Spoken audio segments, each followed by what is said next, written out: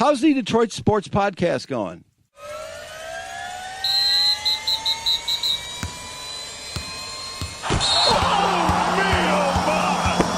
This is the Detroit Sports Podcast Network.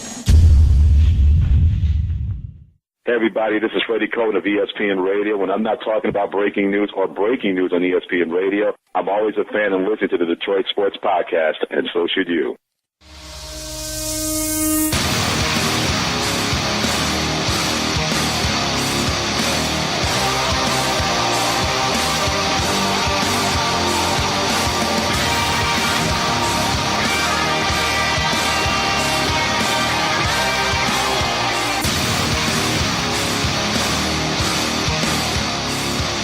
Welcome in, everybody. You're listening to Doc and Jock on the Detroit Sports Podcast Network. I am the Doc, John Macaroon. Joining me, my cousin Adam, the Jock Strozinski. What's up, cuz? What's happening? How good of a match is this that you have on TV right now?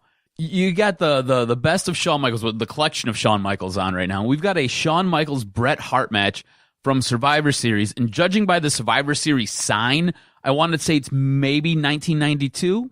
Yeah, maybe 91. Yeah, this is such a good match. Like, I don't even want to do this podcast. I just want to watch this. Exactly. I'm lying. I want to do this podcast. There's so much to talk about. U of M coaching hires, huh? What's going on? What are we doing? Do we have any idea? I just sent you a tweet from Juwan Howard. She put "Go Blue," so it's starting to be put in motion now. For those earlier this week that thought that on Tuesday that Juwan Howard would just interview with Ward Manuel and then just be named the head coach. Remember, when lawyers get involved, they want what they call billable hours. And billable hours mean that they got to kind of write back and forth. Okay, how much vacation time do you get? Who's going to be on the staff? How much time do you get to talk to Ward Manuel? These lawyers want to write very, very detailed contracts. You don't just interview somebody, have a contract all in the same day unless some work was done. So this will be announced, but it's going to take a little bit of time. Maybe as early as today when you hear this, Thursday, Friday. I do think by the time we record this podcast next week, Juwan Howard will have been named the next head coach of the University of Michigan basketball team. And by all accounts, bro, at the very least, in terms of the people that need to endorse him, the likes of Dwayne Wade, the likes of LeBron James, obviously the wealth of experience that he has being an assistant coach in the NBA, puts him in a category that he's not a bum, but the one factor that I will say for Michigan fans to take into account is the man has never himself coached a regular season game in college basketball or in the NBA. So you look at it and you say, you're getting a guy that has a wealth of experience being an assistant, but running the entire show? That might be a concern for a lot of people, but in terms of how this is being looked at, I think the game that everyone's talking about is the whole perception of it. Mm-hmm. When you go out and you quote-unquote conduct a national search and you come back with Juwan Howard, it really lends everyone to kind of say, did you really even need to hire any kind of search firm? Because you should have Juwan Howard's name in a Rolodex. You should know, the people that were named potentially, Jordan, the couple of the assistants there. You should know those people. So what did you really need the search firm for? And I think here's the problem. And I think sometimes even the simple solution is overlooked.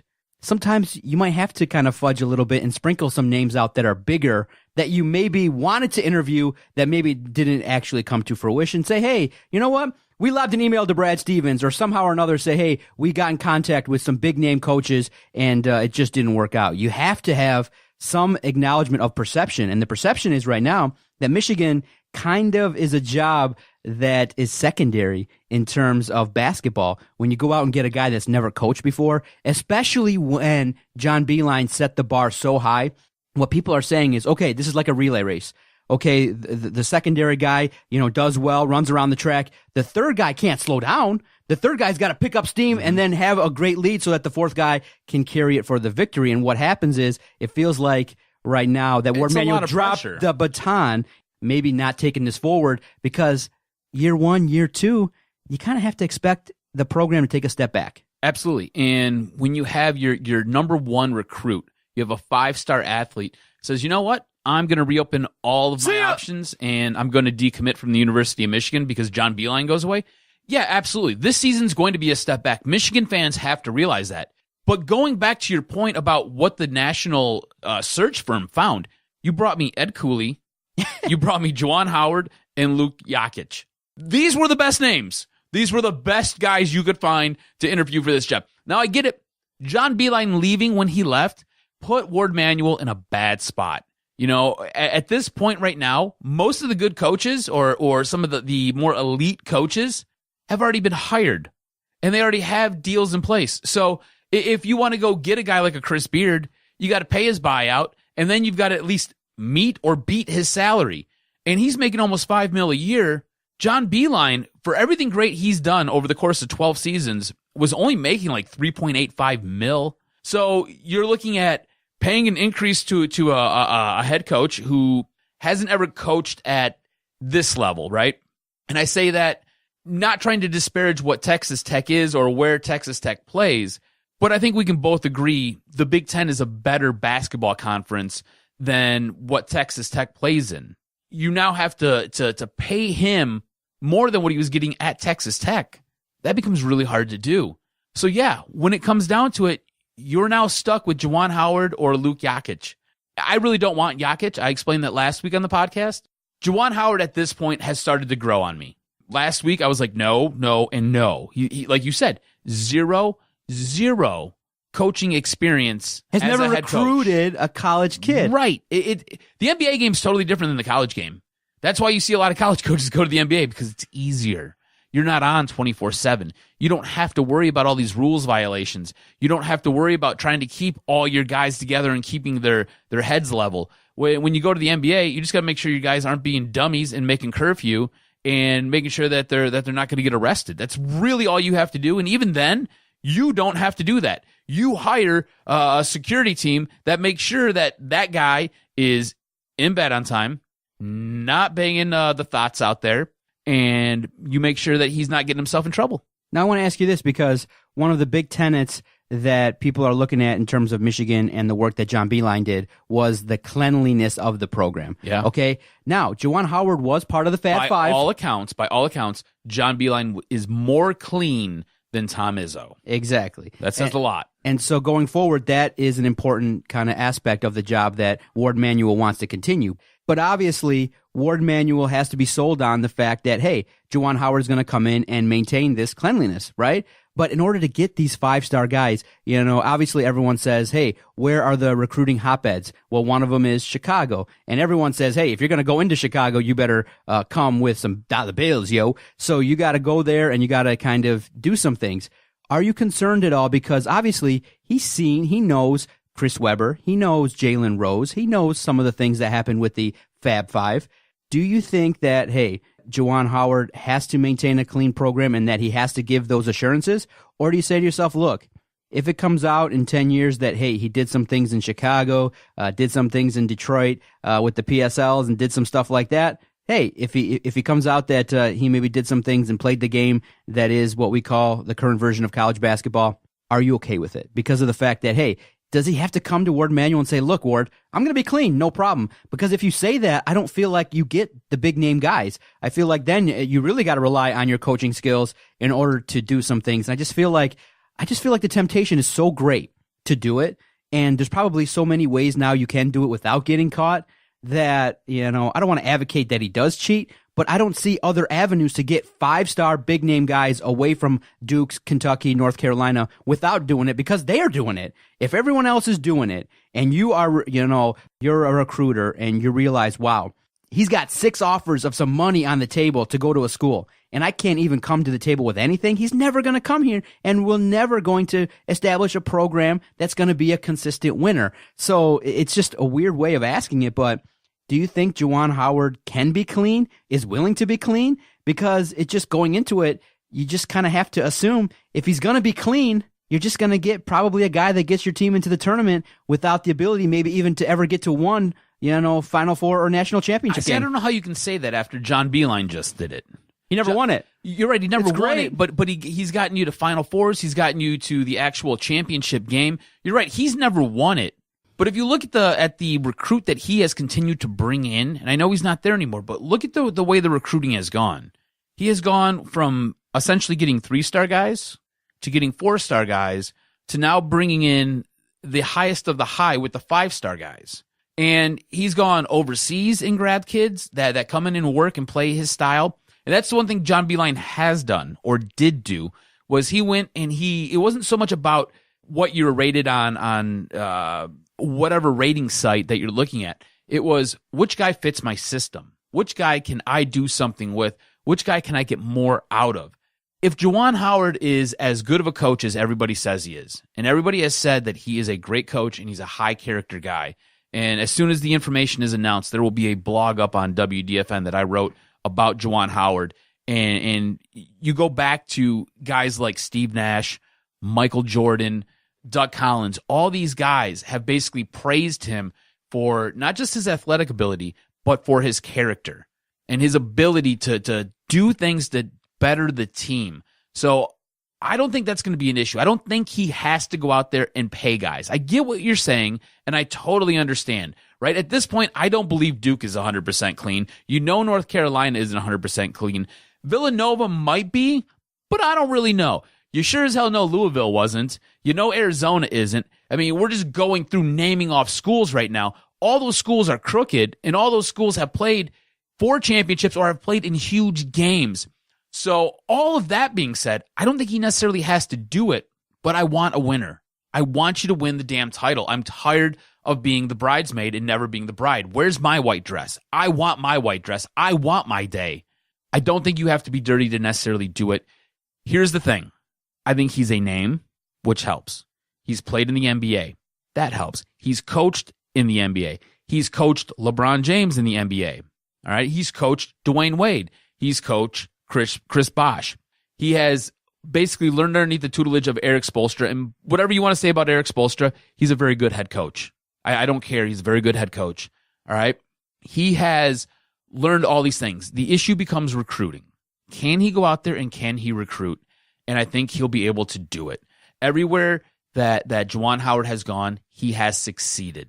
And he has exceeded expectations. I think he'll be fine at the University of Michigan. So did this search that Ward Manuel conducted, because of the fact it kind of went real fast, do you feel like it was expansive enough, thorough enough to keep the value of the Michigan basketball brand at the level that it should be? Because it kind of just does feel like that Michigan is settling on the guy that they have to take because of the fact that John Beilein put them in a tough spot.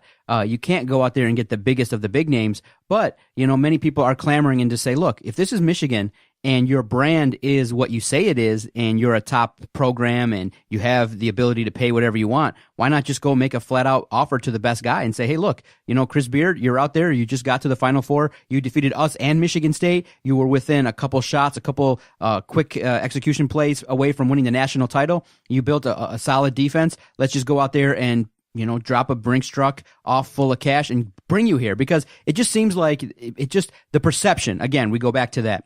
The perception is that Michigan settled. And I think at this point in time, that's not the perception that you need, especially with what John Beilein built.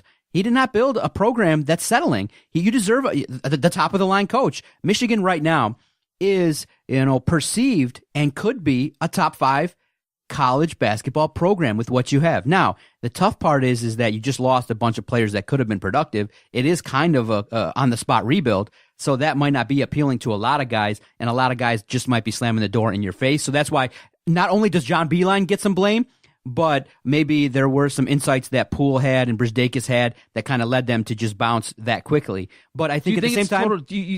how did you phrase that rebuild? It's a rebuild. Because you lost some high quality talent. Rebuild or a massive rebuild? Give me some context here. Wouldn't you say that you lost a big chunk of your offense and a big chunk of guys that could have been productive for you? Yeah, absolutely. But if you look at what you have here right now, you still have your point guard in Xavier Simpson, all right? You still have your big man in John Teske, and you have probably one of your best shooters in Livers. So you've got pieces. I don't think it's a total rebuild. I think you need to add, and by losing recruits, and I think that's kind of where you see Ward Manuel start to panic a little bit and start to look for that head coach a little bit. Let's hurry up. Right, because you basically have to stop the bleeding now. And I think Juwan Howard's going to be a fine pick. Is there somebody better out there? I don't know if you could have got somebody better because of the timing. So how much blame can you give Ward Manuel for this search? Because part of the reason, I guess, when he comes out, is going to say, look, we got the guy that was the perfect fit, someone that was available, someone that wanted the job, and somebody that has Michigan ties. And I think that's also a big plus. Juwan Howard knows the culture, knows what everyone expects. This will be the first time, if Juwan Howard is named the head basketball coach, that the football coach and the basketball coach are former alums. This will be the first time and the only school in the country where that will happen. And I just think that the idea is national championships for both. I think that I think the idea is that they settled. They should have went out and maybe potentially laid the Brinks truck out for other guys. Who would you have wanted? Who's the one guy that you would have wanted? Because for me it was Chris Beard, right? Chris Beard. And I don't know if you're going to be able to get him because he was a Texas Tech alum, or he lives in Texas. I don't know if he was a Texas Tech alum, but he's from Texas. They just backed the Brinks truck up for him, and I don't know if Michigan was going to pay that salary. On top of that, he had a buyout. He just signed a massive extension. So I don't know if you could have got that guy. Who else would you have wanted? Calipari? No. Brad Stevens? No, you don't want Calipari. Why not? Because he's a slime ball. A winner. But he's a slime ball. You know what? Money talks. He's a guy that wears a nice suit, has this big persona, would elevate Michigan's brand. Yeah, got so much grease in his hair, he could oil the tracks on a train. Would be a great interview. Very funny, very charismatic. Very huge ego. charismatic. Brad Stevens, somebody that has won it before. Brad Stevens, I like. Okay, I like Brad Stevens, and I think he'd been a great coach here. But I don't know if he wants to leave the NBA. Again, we talked about the difference between college and the NBA. NBA is much easier. You get an off season. You don't necessarily have to be out there scouting guys and trying to bring them into your program. Whereas in the NBA, you're out there just kind of scouting guys, and you're like, cool, I like this guy. And your GM goes out there and tries to get that guy. And you're not even all that into the scouting. You have scouts that do that for you. The way I'll phrase it is, I want more of a sure thing. Right now, there's a lot of question marks in regards to Juwan Howard. There's a lot of hope. There's a lot of positives in the plus column, but there still are a lot of things in the con column because of the fact that he's not experienced. I want somebody that at least has coached in the tournament, that has taken his team to the tournament at least for 5 consecutive years, somebody that understands how to recruit and bring people here. Someone that at the same time that you target and say, no matter what, if you turn down our first offer, we're going to give you a second offer. You turn down our second offer, we're going to go out there publicly and say, hey, we are going to make an offer of a lifetime for you where that you can't turn it down. $6-7 million a year, higher paid than Krzyzewski, higher paid than Calipari, longer years. We're going to commit to somebody. And I think that's where people are kind of going, you targeted somebody that you know, but you made the safe play. And sometimes in sports, being safe just doesn't get you anywhere. Sometimes you got to be rogue. Sometimes you got to take chances. Sometimes you got to do things that might ruffle the feathers of some people. Sometimes, you don't go through the proper channels. You do something to get what you need. Sometimes you don't just say, okay, I'm just going to accept a no. You send another email. You do something else. And I think with Ward Manuel, he went the safe route. And I think that's the biggest problem that I think Michigan fan would have is you went ultra safe. Juwan Howard is the safe play, but somebody that, in terms of where you're at in the program, you could have went bolder. Couldn't you have said that about John Beilein 12 years ago? The program wasn't at the same spot. You're right. He did the work. He did the groundwork. It was in a much more difficult spot, and yet you still went safe when you probably needed to go a little bit more high end. And look at what that brought you. That got you to this point where your program is now considered, I wouldn't go top 10, but I'd say it's a top 15 program across the nation. U of M basketball's top 15. Agree or disagree? Of course. Okay. All right. So you went with a very safe play when you needed something because your program was dying on the vine. You guys were an afterthought. Next thing you know, safe play John Beilein. And I didn't like to hire John Beilein. I thought it was horrible because, again, it was a safe play. But look at what it brought you. Juwan Howard might be a safe play, but he might be the guy to get you across that finish line. You never know. You never know. Time will tell. I think going into season 3 or 4 with John Beilein, I was done. I was like, I'm over this. They played, if I remember correctly, the first time they got into the NCAA tournament, I think they played Clemson. And I was like, what the hell is this? Like, it was awful to watch that game. It was absolutely horrible. And I think in the end, Michigan ended up winning it, but it was still awful. Next thing you know, they're getting trucked by Oklahoma and Blake Griffin. And I was like, oh, no way, you're going to stop this dude. You know what I'm saying? That's how long ago it was. He was the safe play. He was the smart move, though. You can look back 12 years later and say, that was the best move Michigan basketball could have made. Will we be looking back 5, 10, 12, 15 years from now and be like, Juwan Howard was the right move? He was a safe play, but he was the right move. We all don't know. We don't know. I think that's the biggest question mark. What has to happen for that to happen? Is it he has to win a national championship, or is it just get to the tournament, be competitive, be clean, and a couple Final Fours? Really, that question depends on anyone's perspective. I think obviously if he gets, Big Ten titles, consistent wins versus Michigan State, obviously has success in the Big Ten tournament, and then has some epic wins, some memorable moments like John Beilein was able to create, he'll be fine because he's an alum. But I do think there are going to be a certain segment of fans coinciding with what's going on with football, whereas if Michigan football doesn't pick up the pace and get some wins, and then the desperation level will also bleed into basketball. So over there at Michigan Athletics, I do think desperately you guys are in need of a victory, a title victory in terms of a big game moment that you guys can hang your head on in football and basketball. But see, the idea is also in combination with the actual hire of Juwan Howard, it's the overall names that were associated with the search.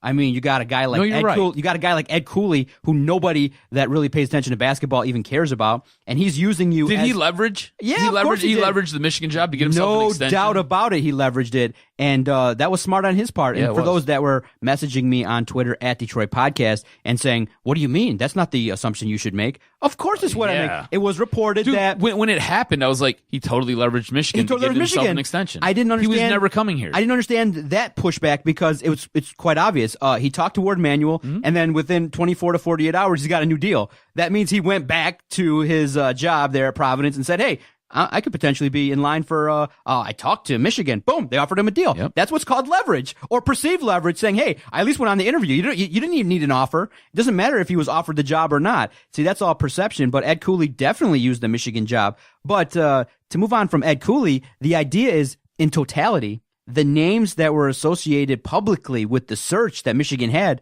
just seems second rate. It doesn't seem like you went and did a big time national search and said, okay, hey, we talked to Billy Donovan, we talked to that. Now maybe they'll come out and say, yeah, we made back channel roads and we made emails and contacts with those guys and they just shot us down right away, and you don't really want to publicly do that. But sometimes maybe you just got to say it. Say, yeah, we came out and we did a thorough national search and we contacted every single big name possible. And they just flat out said that they were happy in their situation. And we're very happy with the guy that we got in terms of somebody that in the total package fits everything that we need. So there might be some spin, especially with, it depends on what's asked. But I do think that, in Michigan's case, the search that took place just doesn't seem like it was big enough. Like, you didn't take your time. And I know the timing sucks in terms of the way that this went down with John Beilein. That's probably the biggest knock that everyone's going to have with him, is that he kind of left Michigan in the lurch to not have enough time to conduct a national search. But in terms of what was actually released and what we know about, it's underwhelming. I'm like, dang, Michigan went out and got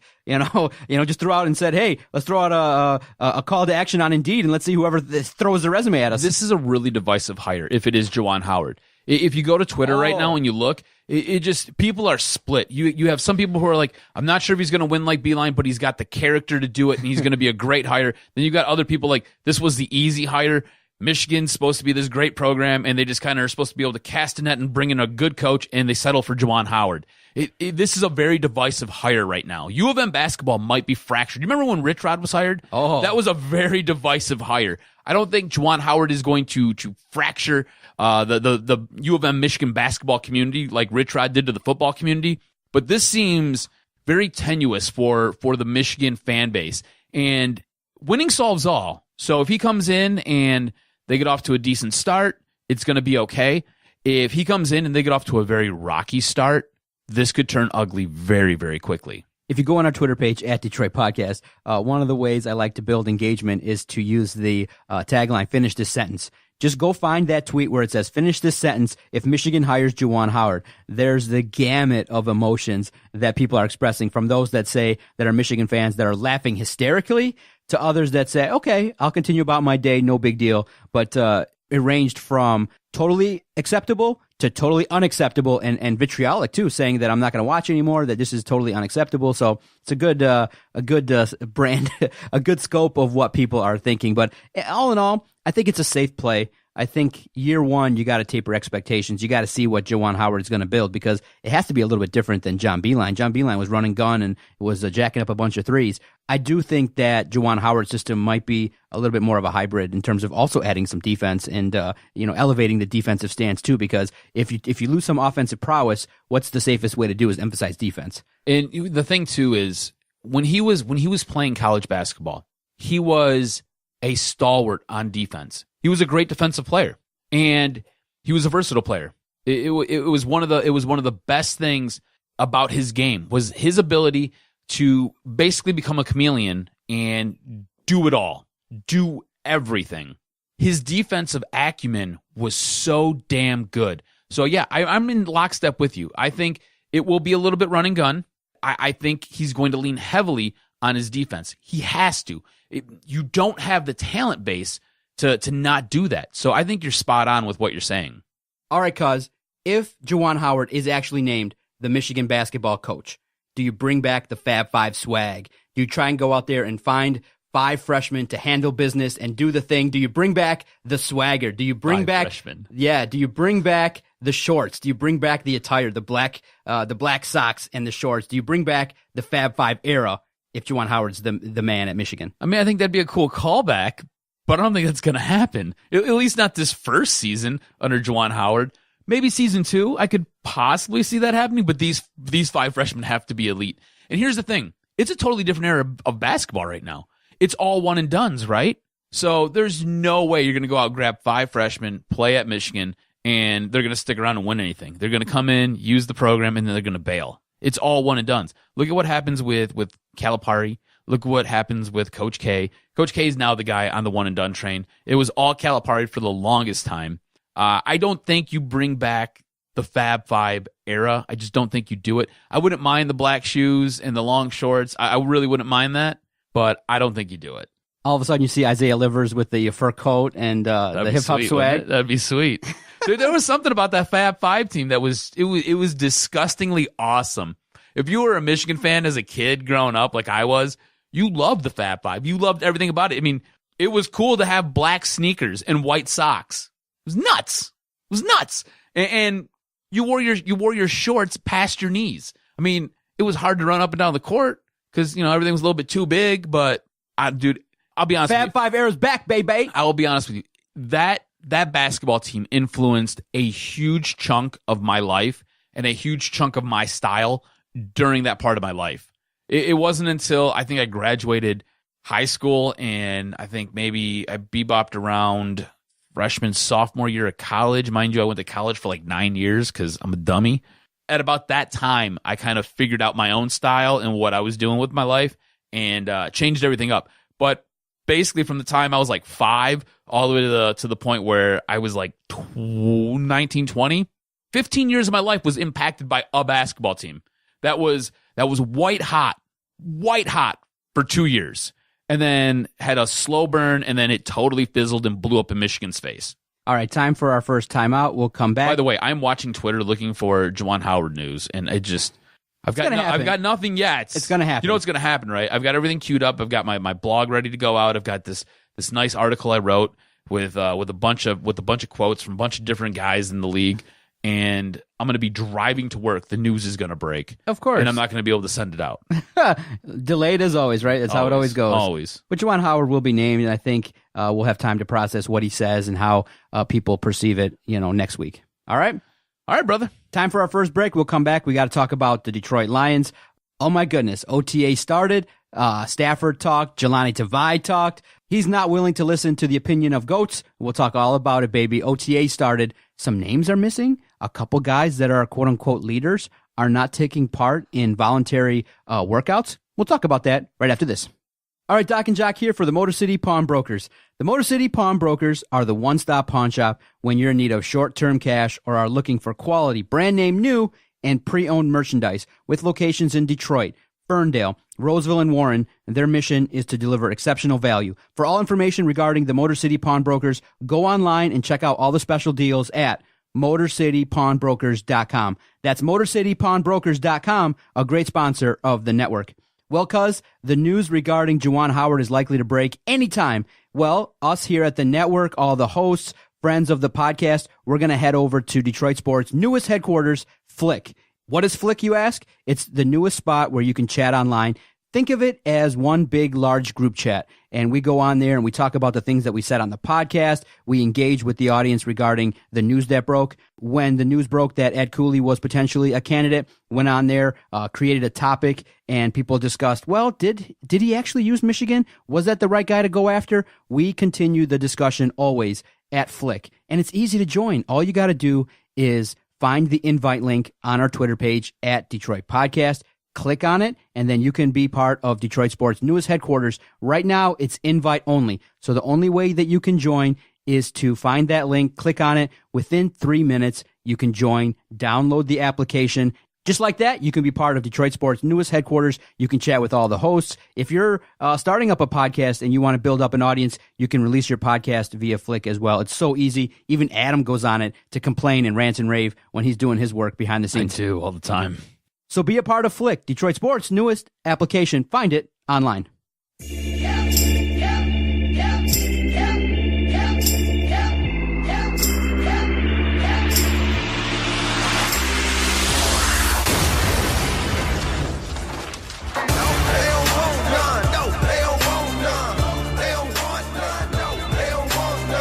So, cuz I see you over there on the computer, you got some tidbits that you want to drop on me? Yeah, so this was a little interesting nugget that I dug up here while waiting for the Juwan Howard news to drop.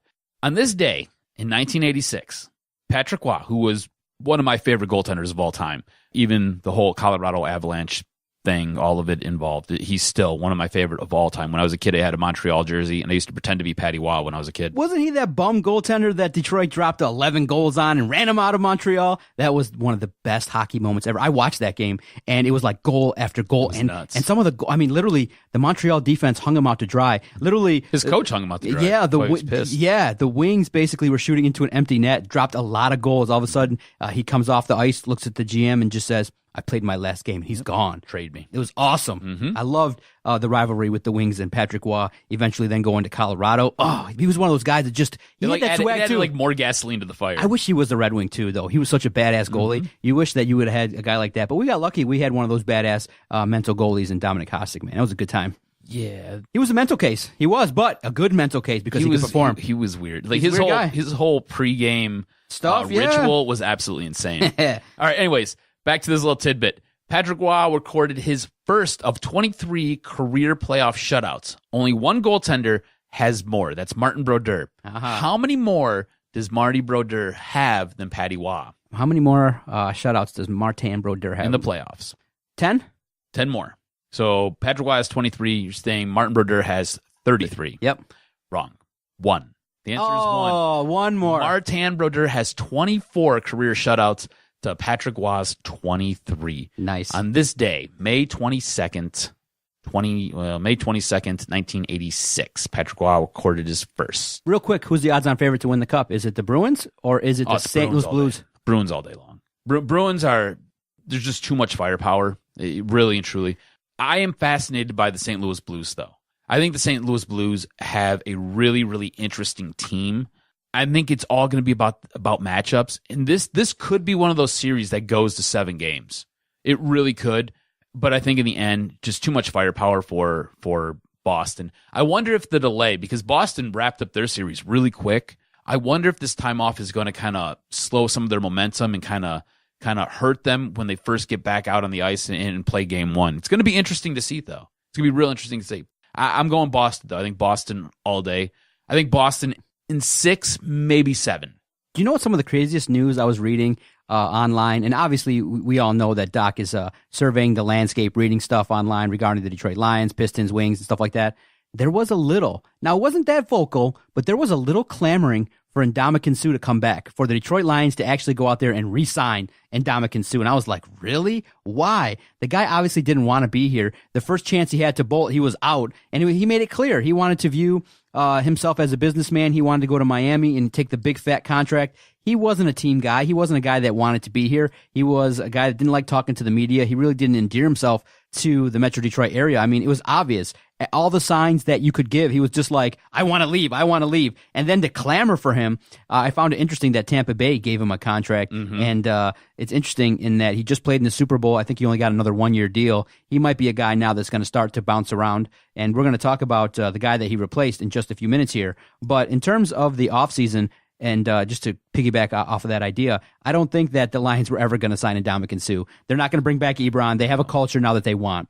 One thing that we're going to talk about is what do you think the Lions need to address? Because I know you read some of the stuff where a lot of the sites, what they do is they say, hey, what's the team's biggest strengths? What's the team's biggest weakness? And stuff like that. And right now, I do think the issue at linebacker could be one of their situations that could be an issue. Depth that, in the secondary could also be a potential problem. One of the things that the Lions got to continuously work on is depth. They got pretty much good frontline guys, and they're trying to kind of now in early OTAs kind of see where guys can be mixed and matched. You've seen reports that Ragnow was playing center and doing stuff like that, and that's fine in the OTAs, and you kind of see what these guys can do and learning the new installs and stuff like that. But for me, I just want to know that, hey, should a guy like Jared Davis go down, who's next? And so the depth, look at roster spots 36 through 52, 53, and see who's on it. And I think the biggest need that the Lions continuously got to address is the linebacking spot. I think that Jelani Tavai is going to be a huge question mark, especially with his lack of athleticism. Now, this guy is a big freak man. He can do some things, and he's probably what we call a system guy. He can blow up, gaps and stuff like that. But, sideline to sideline, he might not be able to chase down some of these shifty and really fast running backs. So linebacker, secondary, obviously you lost some leadership there with, I think, Glover Quinn retiring and stuff like that, being, politely asked to leave and stuff like that. So it's a situation where you got to really look at where the Lions are at depth-wise. But it's early on. It's hopeful. Everyone's kind of collectively coming down now to Allen Park to handle their business. And what do you think the Detroit Lions must address prior to the start of 2019? I think the one thing that this team has to add is depth, like you said, but I think it's for two key positions on the defense. One is defensive line. I think they need to go out and find somebody else that can play that edge position. Get to the quarterback, disrupt things. And if they're versatile enough to where they can move inside, move outside, similar to what they did with Ndamukong Suh. I think that's why a lot of Detroit fans wanted Ndamukong Suh to come here. Ndamukong Suh showed the ability, especially over in LA, where he could line up inside on certain plays and line up outside on certain plays and get to the quarterback. I like that. I like that type of front. They would also do different twisting fronts where Suh would line up outside, then he would twist to the inside, and whoever was lined up to his right would end up twisting to the outside, and it just kind of messes up the offensive linemen because they're trying to follow where you're going, and they end up running into each other, and a lot of times it creates a gap or a small space where you can get to the quarterback. So I think they need to add some depth up front. Again, I want somebody else to play opposite Trey Flowers that can actually get to the quarterback, and I'm not so sure that their secondary is shored up. I'm not sure who's going to play opposite of Darius Slay. Darius Slay had one of his worst seasons last year. Now, I don't know if that means it's the end of what Darius Slay it has on the table here, or if it's one of those things where it's a new scheme, it's a new fit. Darius Slay is trying to work through some things and try to figure some stuff out. Darius Slay did get better as the year went along, but it was a rough start for him, and he never really got out of those breaks early enough, and it kind of carried through the season. So you need somebody to play opposite of him, and you need somebody to come in and be impactful. And I don't know if they have that on this roster right now. I don't know if you can lean on a rookie cornerback to come in and do that. I don't know if there's a guy on the depth chart that I feel comfortable saying, yeah, that guy's going to be a playmaker. That guy's going to disrupt things. I don't know if they have that yet. And I guess that's what OTAs are here for. But don't be surprised if they go out there and they grab somebody who's a cap casualty for another team. Somebody who has a little bit left in the tank, can at least give you a year, and you're going to get some production out of him. And it's because nobody can afford their salary, similar to a guy like Gerald McCoy. And I seen your tweet when I think it was Steve asked you, would you go sign Gerald McCoy? And you said no. Can you explain why you said no? Why don't you want him? Well, I look at it and I say, okay, when you go out and get free agents, I want guys that are hungry and guys that are going to be potentially available. And a guy like Gerald McCoy, obviously, I would say many people would say he's had a great career but underachieved. Many people feel like he hasn't met his full potential. And a guy like that... Do you think Gerald McCoy's had a better career than Ndamukong Suh, though? Because remember, the Detroit Lions could have took Gerald McCoy. Right. It was either Suh or McCoy. That's what it came down to. They took Suh. Do you think McCoy... Because I think for the first 3-4 years of McCoy's career, he was outpacing Ndamukong Suh. But then it's now obviously slowed down, and obviously getting let go by Tampa Bay to be replaced by Suh was very highly unlikely. See, I want guys that are young. I want guys that are young and hungry. Would a Gerald McCoy disrupt things? I think he'd be a talented individual, but what does he have left in the tank? Is he going to be willing to come to what we call now a quote-unquote semi-rebuild here in Detroit? I think a guy like that probably is going to have eyes for potentially suitors like the Colts or others that potentially will go out there and seek his services. So he wouldn't be a terrible addition, but I don't think he's going to end up landing here in Detroit. I just think that the philosophy is right now in the offseason is to go out and get guys that are going to fit the system and that right away can contribute. And I think Gerald McCoy just might not fit what the Lions are looking to do. See, I think Gerald McCoy would be a great fit for this team. And you've got about $23 million in salary cap space, so you can totally afford him. He was released by Tampa Bay because his salary cap hit was going to be $13 million. I don't think they wanted to pay that. I'm not sure what Sue's deal is, but I'm assuming it's a little bit more affordable than the 13 mil. I think you can go out, you can grab McCoy, maybe pay him $10, $12 million, and I think he could be a key piece on that defensive line. It'd be a one-year deal. 1 year deal, maybe we could throw an option in there for a second year, or we can put all kinds of bonuses in it that accelerate as he plays and if he performs. But I think Gerald McCoy would be a solid fit to really help shore up that defensive line. I think he's a guy, I know you said he's a little bit older, and he is, but I think he brings a little bit of leadership. He brings the ability to get to the quarterback, which is the one thing that this defensive line has to do. It has to be able to disrupt the quarterback, especially in this division. This division has some of the better quarterbacks in the league. I mean, Aaron Rodgers, absolute stud, right? Hands down, he's a number one. Kirk Cousins, a very good quarterback. Mitch Trubisky, he's growing into the role. And I think what Matt Nagy does well with Trubisky is he hides a lot of his flaws, and he puts an offensive scheme in there to help make Trubisky look a lot better than probably what he is. So you still have to get to him, you have to disrupt him, and it's been proven that if you disrupt Trubisky, you disrupt Aaron Rodgers, and you disrupt Kirk Cousins, you're going to force turnovers. And that's what this defense preys on. It's the way this defense is built. It's built to, as you say, bend not break, right?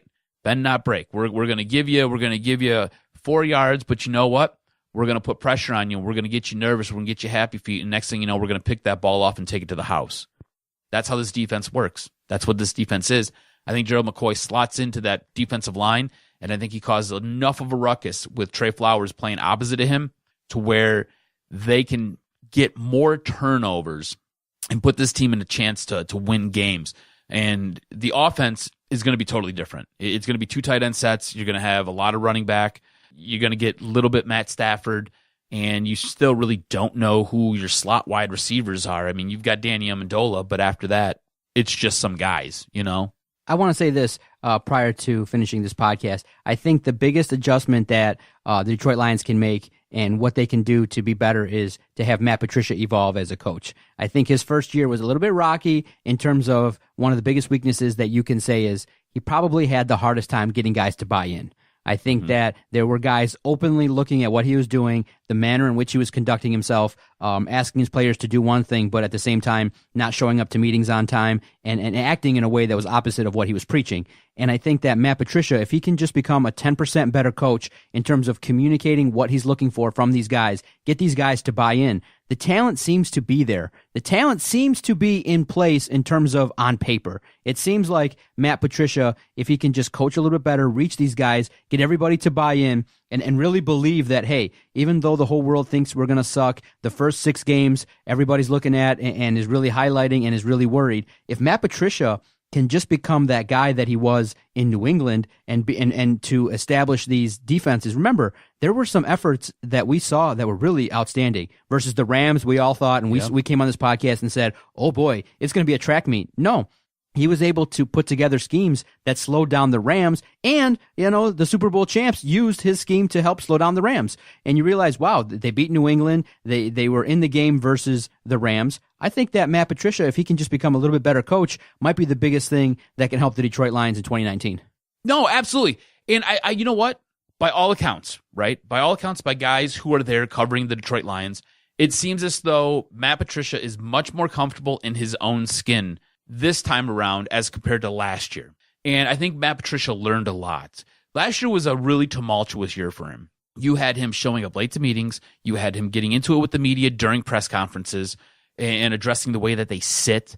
You had basically his team ready to revolt against him. That team was ready to hang him up. And by the end of the year, a lot of things got figured out. He started showing up to meetings a little bit more on time.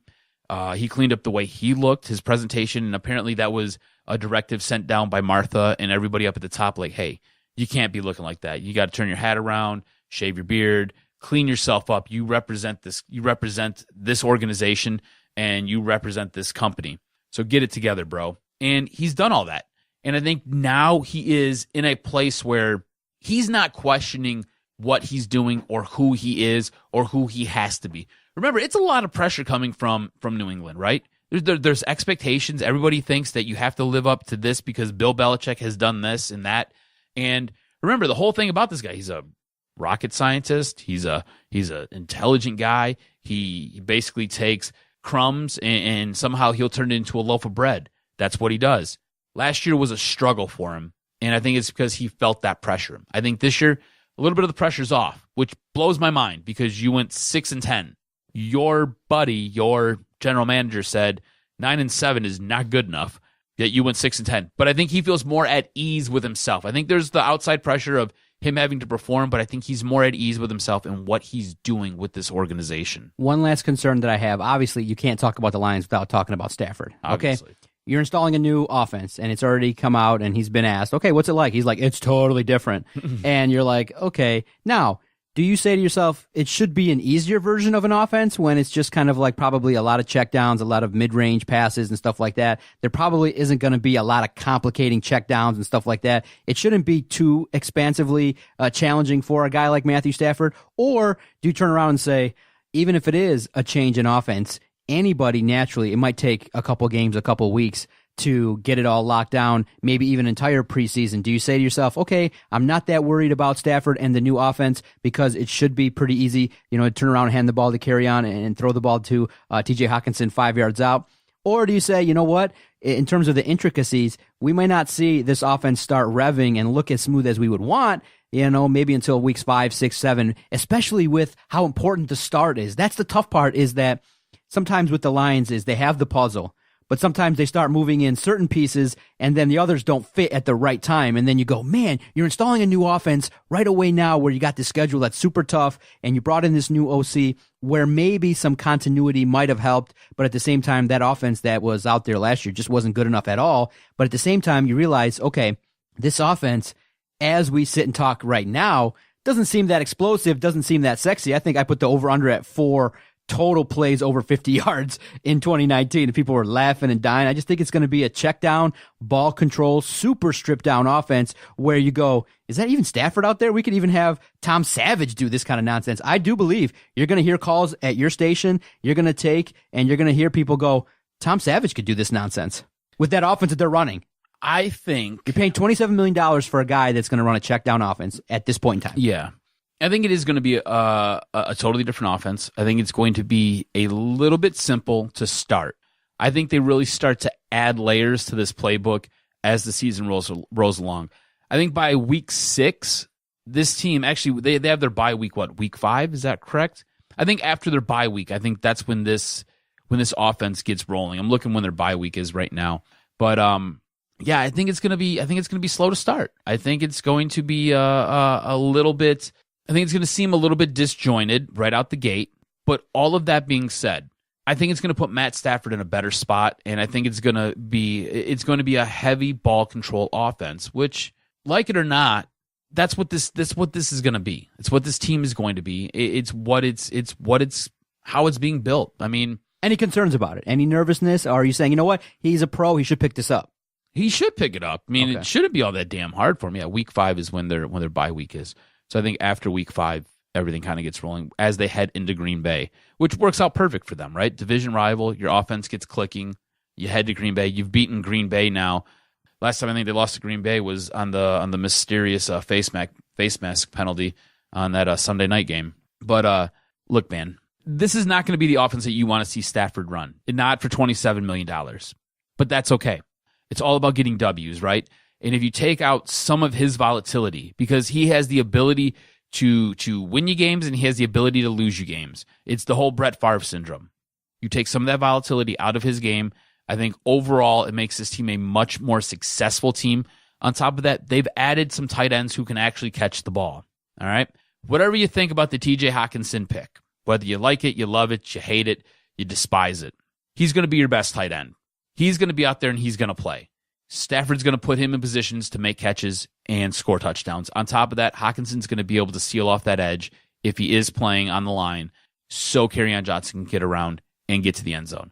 The thing that you have to worry about is, can Kerryon Johnson remain healthy? He's your number one back. He's your number one guy. After him, it's a total decline. I don't care what you think about C.J. Anderson. C.J. Anderson played really good for the Rams last year. Total step back from Kerryon. On top of that, Theo Riddick might not be here when the season starts. They might trade or cut him. He could be a cap casualty. On top of that, after that, Zach Zenner's your next guy. So you have basically one running back, and then you've got some pieces. And CJ, did tweak a little bit in early OTA, so he'll have time. But it's kind of funny. One of the first reports is CJ's hurt. The thing about the running backs on this team is health is going to be a concern all year long. Exactly. Kerryon Johnson has not played an entire season. C.J. Anderson's already coming up a little bit lame. Ty Johnson, that's your new rookie that you drafted, right? You drafted him in the 6th round. I don't know what you're expecting from him. He's essentially going to be a special teams player. That's the way they look at him. That's why they picked him. I think that's a dumb pick. I really do. Not when there's a guy from Notre Dame that you could have had who'd have filled in nicely and could have helped spell Kerryon in spots. Yet you don't do that. So there are some flaws to this team that it's going to have to work around and you're going to have to be concerned about. But I think the stripping down of the offense helps alleviate some of the problems and mistakes that Matt Stafford makes. And I think it puts the team in the long run in a better spot. On top of all of that, you could possibly trade him away after next season. His cap hit becomes much more palpable. No, I want to tell you this. There's some things we want to talk about. I think we'll table because I think more information we can read on, and that's in regards to the Red Wings and Anthony Mantha, Dylan Larkin. I think I want to give it a little bit more time because Dylan Larkin has been doing great things for Team USA. Yep. Anthony Mantha has played well, and there was a recent report in the newspaper that kind of talked about who should stay, who should go. I want to give it an extra week of gathering information and reading about it to see if potentially there are some guys that Steve Yzerman can work his magic and get rid of. And then obviously the Pistons, in terms of the lottery, they're going to draft 15th. I want to read up on that a little bit and add that to next week's roster. So put that right away on next week's rundown. I want to talk about that. Quick plugs. We do have a new podcast on the network. It's called Top Shelf. People were clamoring. Once Steve Yzerman was brought back to Detroit, there has been now a new market for hockey. People are talking about it. We're engaging in debates over there on Flick Chat. So we do have a new podcast. During the offseason, it's going to air every other week. And then during the season, it will air every Friday. Putty and Greg are doing a great job. They want to handle and they want to tackle hockey. They want to engage in debate. So follow Top Shelf DSP on Twitter. You'll find them anywhere that podcasts are found. It's going to air every single Friday. It's called Top Shelf. I know Mike Putnam and Greg Bishop will do a great job. They love hockey. They love Detroit. And the great thing is they've gravitated toward podcasting. They love it. And they're going to bring you all the inside scoops and talk about trade information and talk about draft and what Yzerman can do. And they'll engage in debate. And obviously, if there's a new signing or a new prospect, they'll look at that as well. So check out Top Shelf every other Friday during the offseason and weekly on the Detroit Sports Podcast Network. Programming note, Adam will be filling in for Big Drew and Jim this Monday on Memorial Day. Check him out. Definitely call up WDFN, download the iHeart app, and listen to Adam. He will definitely maintain the flow of that show. And maybe even, if I can convince you, maybe even a little AEW talk if you can run it by the producers. AEW. If you know, and if you know anybody that's a big wrestling geek, you can lob them a call and talk 15 minutes. We'll see. Call somebody, right? Call somebody that you know. No, maybe nobody here. Nobody. Nobody relevant, right? I like what you did there. I see what you did. All right. Oh, I mean, we're competition for somebody. For the Jock, Adam Strozinski, I am the Doc, John Macaroon. Episode 303 in the can, baby. I loved it. Always enjoy talking Detroit sports with my cuz. See everybody next week. It's not over yet, so you can ask me that one next week. Go Blue, bitch. This was locker room talk. Second dick. Sorry, Detroit. It didn't quite work out. And all I can say is Detroit Sports Podcast scores. I have voices in my head. They counsel me. They understand. understand, they talk to me.